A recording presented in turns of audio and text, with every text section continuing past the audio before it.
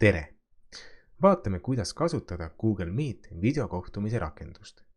Kui te olete oma Google'i kontole sisse loginud, leiate Google Meet rakenduse siit ülevalt paremast nurgast 9 väikese ruudukese alt.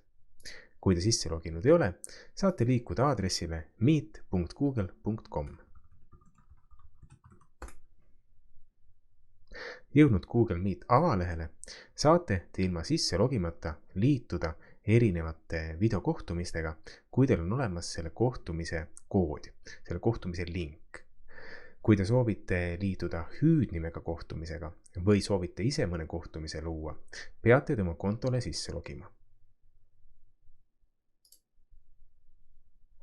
Logime sisse organisatsiooni kontoga.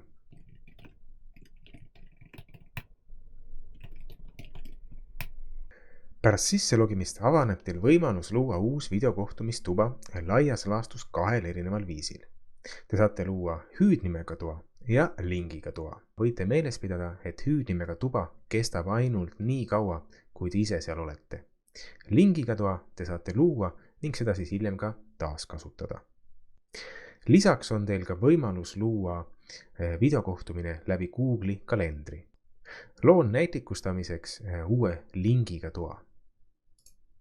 Hüüdnime ei pane ja valin Continue. Ja meile luuakse uus videokohtumise tuba. Koheselt on meil kuvatud ka selle kohtumistoa link. Seesama link asub ka aadressi riba peal ning tegelikult tähtis osa sellest lingist on need 9 viimast tähte. Need 9 viimast tähte on selle toa kood.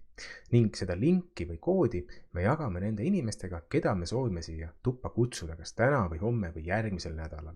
Selle lingi me peaksime ära salvestama ka ise endale, et me teaksime selle toaga taas liituda. Juhul, kui me seda linki pole kasutanud 90 päeva, see link kustub. Küll aga lingi jagamisel peate te meeles pidama, et selle toa loojana, selle toa autorina olete teie ainuke, kes saab just nimelt sellesse tuppa lubada ka organisatsiooni väliseid inimesi. Näiteks õpilasi oma isikliku Google'i kontoga või õpilasi üldse ilma Google'i kontota. Seetõttu te ei saa seda linki jagada näiteks kellegi teise õpetajaga, et tema teeks oma tunni samas toas ja lubaks ka organisatsiooni väliseid inimesi. Temal need õigused puuduvad selles toas. Teie olete selle toa autor ja teie olete selle toa boss. Nüüd aga liitume toaga. Jällegi on meile kuvatud toa liitumisinfo, me saame seda kopeerida ja me saame siia tuppa kutsuda inimesi. Me saame kutsuda inimesi ka gruppide kaupa, kui kooli administraator on valmis teinud näiteks klassipõhised grupid. Või me saame siia inimesi kutsuda kasutades Google kontosid ka ühekaupa. Vaatame, millised võimalused on meil Google Meet rakenduse siseselt. All vasakus nurgas näeme me jällegi liitumise infot ja muud infot, mis just käib selle kohtumise kohta. Kui me oleksime selle kohtumise loonud läbi Google'i kalendri, siis võiks meil siin olla ka lisainfot ja erinevad faile, mida me soovime kohtumisel osalejatega jagada. All keskel on meil mikrofoni nupp, kus me saame mikrofoni sisse ja välja lülitada. Viisakas oleks ajal, kui me ise ei räägi, hoida mikrofon väljas, et ei tekiks kajaefekte.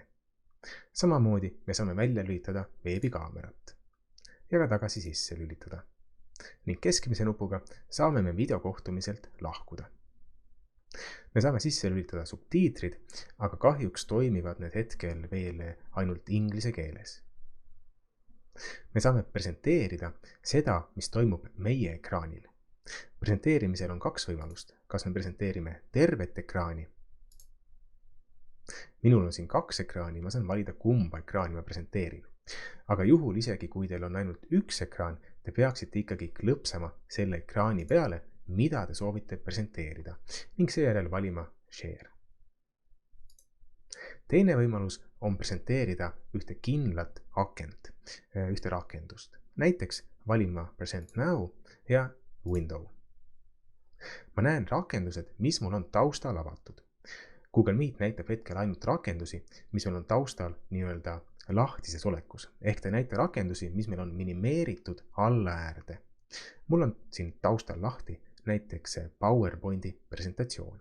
Klikin selle peale ja hakkan seda jagama.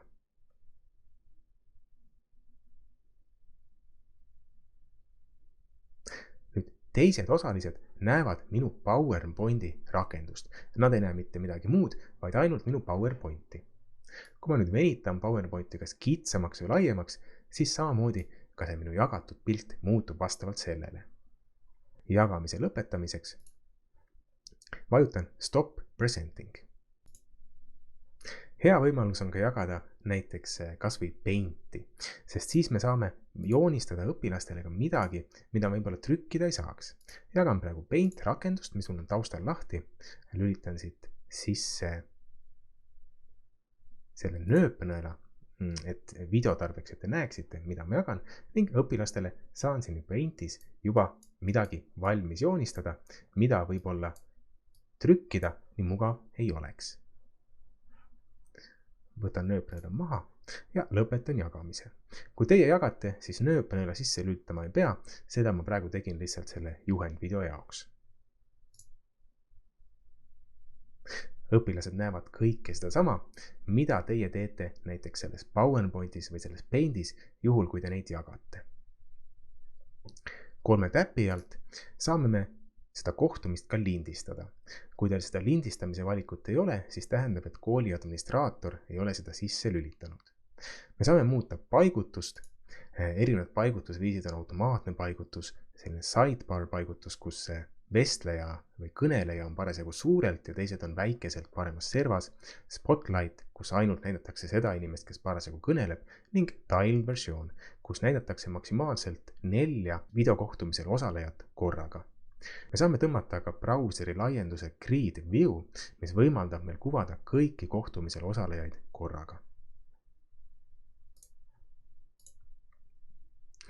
Me saame sätete alt valida seda, millist mikrofoni me parasjagu kasutame. Näiteks, kui me kasutame videokohtumisel sülearvutit, kus meil on mikrofon ja me tahame kasutada ka välist mikrofoni, siis me võime siit ise valida, kumba neist mikrofonidest me parasjagu kasutame. Samamoodi me saame valida kõlareid ja me saame valida videokaamerat, milliste veebikaamerat me kasutame. Kui me soovime, et meie videokvaliteet oleks natukene kõrgem, me saame seda ka muuta kõrgemaks. Ja me saame muuta ka kõrgemaks pildi kvaliteeti, millega meil näidatakse teiste videokohtumisel osalejate videokaamera pilti.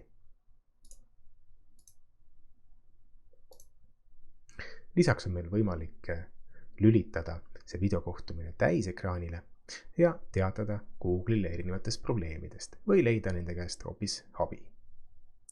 Üleval ääres siin selle inimeste ikooni alt me näeme kõiki parasjagu siin kohtumisel olevaid osalejaid.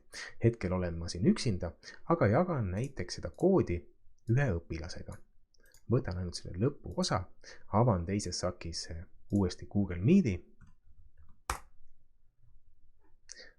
vahetan konto õpilase konto vastu ja liitun õpilasena selle sama toaga. Kleebin siia kohtumise koodi, lülitan mikrofoni välja, et ei tekiks kaja efekti ja ma näen, et õpetaja on juba kohal. Liitun kohtumisega. Ja olengi õpilasena kohal. Lähen jällegi õpetaja vaatesse. Õpetajana näen, et vestlusega on liitunud testõpilane.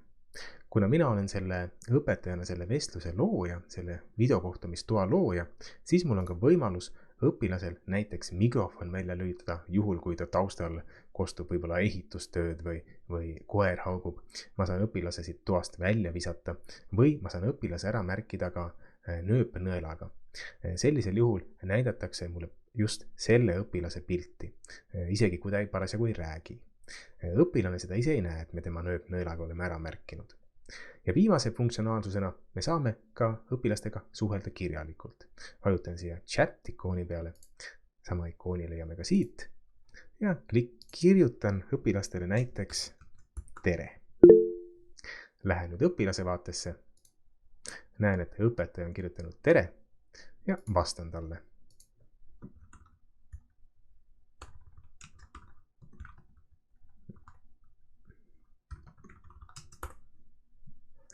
Ja lähen tagasi õpetaja vaatesse.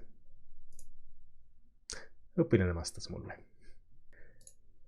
Ja viimane asi, mis ongi veel teha, on lõpetada kõne. Õpetaja võiks alati lahkuda kõnelt viimasena, ehk siis oodata, kuni kõik õpilased on lahkunud. Kui keegi õpilane ei taha lahkuda, võib nad ise siit vestluselt eemaldada ning siis ise viimasena lahkuda.